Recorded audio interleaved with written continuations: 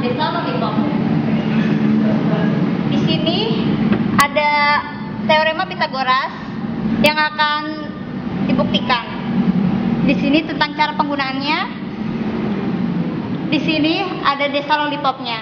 Desa lollipop ini akan membuktikan tentang hubungan antar sudut. Dan di sini ada pembuktian teorema Pythagoras yang sebelah sininya.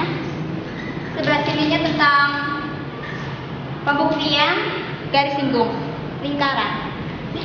Oh ya, yang sebelah depan sini ini itu tentang garis singgung lingkaran luar, dan yang sebelah sini tentang garis singgung lingkaran dalam. Sekian.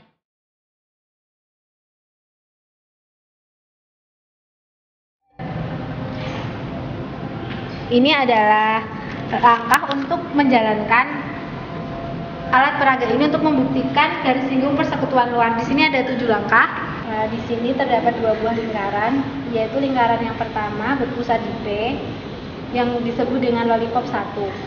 Lalu lingkaran kedua yang berpusat di Q disebut lollipop 2. Di sini kita tarik garis jarak antara P dan Q disebut garis PQ.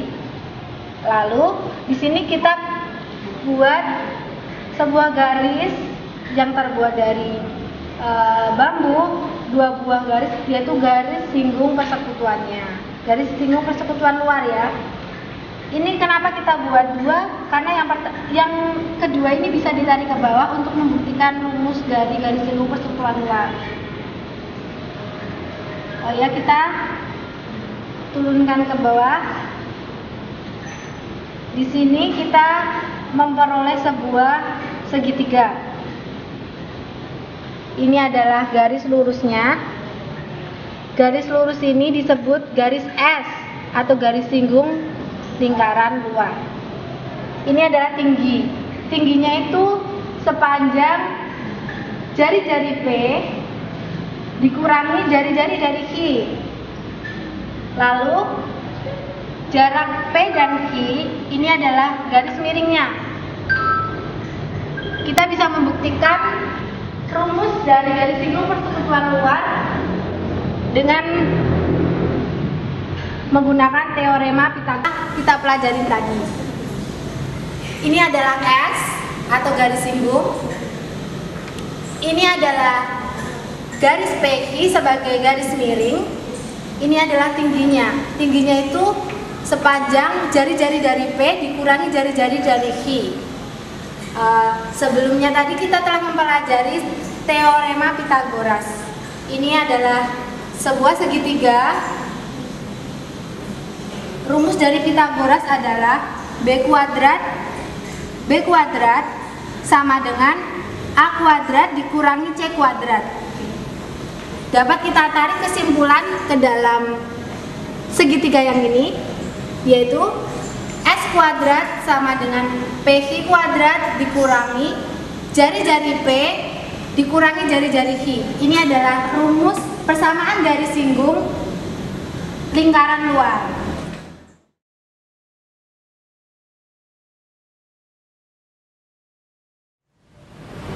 Ya, ini ada langkah-langkah untuk menemukan panjang garis singgung persekutuan dalam.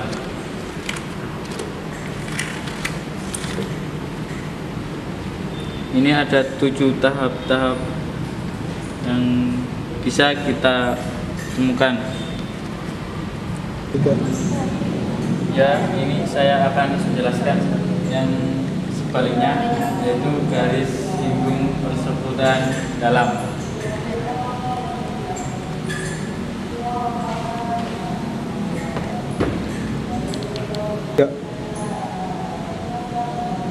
Ya, kita sudah membuat 2 lingkaran yang berjarak segini. Sini kita buat garis singgung persekutuan dalam. Garisnya yang bambu ini, dan yang bambu ini untuk yang satunya untuk membuktikan panjang dari garis singgung persekutuan dalam ini. Kita tarik ke bawah.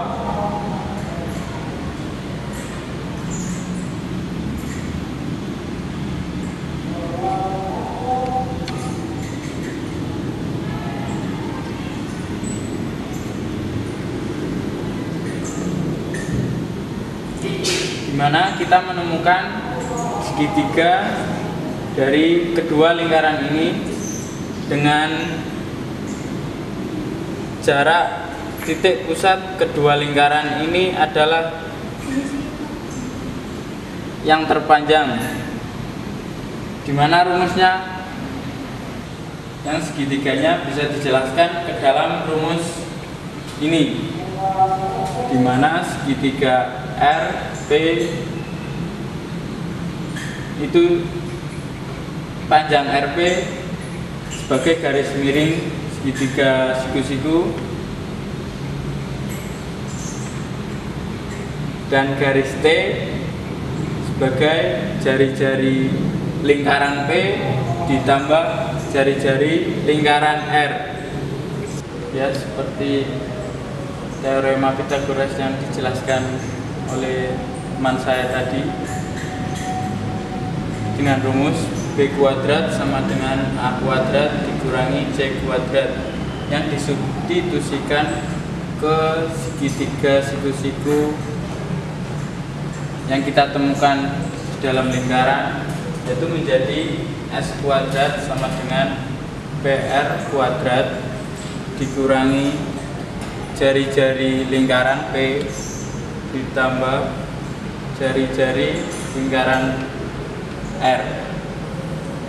Sekian dari saya.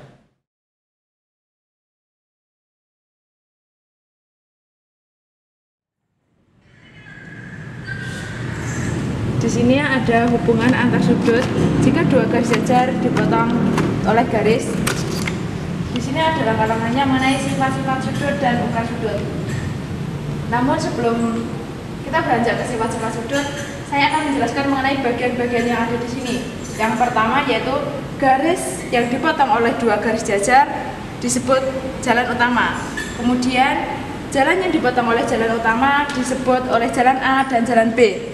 Rumah-rumah yang ada di desa Lollipop diatur sedemikian rupa hingga pintu yang ada itu selalu menghadap jalan, baik jalan utama maupun jalan A dan jalan B. Dan setiap rumah diposisikan di pertemuan antara kedua jalan. Selanjutnya saya akan menjelaskan mengenai sifat-sifat sudut. Yang pertama yaitu sudut sehadap. Sudut sehadap yaitu rumah-rumah yang berada di arah yang sama serta dipisahkan oleh jalan utama di arah yang sama.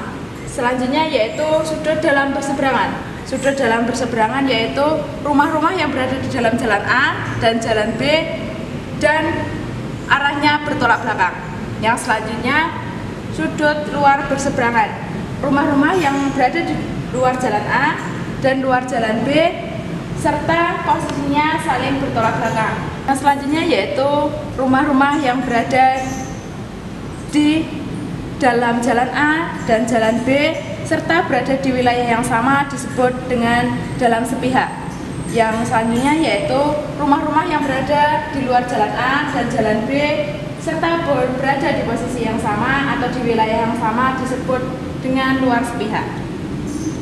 Untuk yang rumah bertolak belakang yaitu rumah-rumah yang dipisahkan oleh jalan utama maupun jalan A dan jalan B, kemudian posisinya saling bertolak belakang. Selanjutnya yaitu untuk rumah-rumah yang berpelurus, yaitu rumah-rumah yang berada di satu garis lurus, kemudian rumahnya itu saling berdempetan.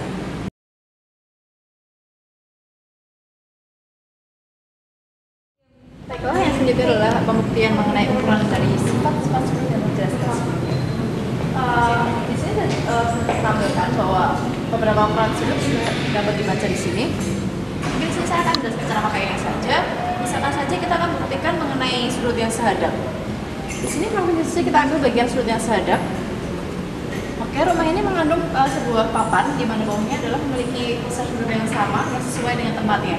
Karena sudut adalah memiliki ukuran yang sama. bisa dibuktikan bahwa ukurannya sama.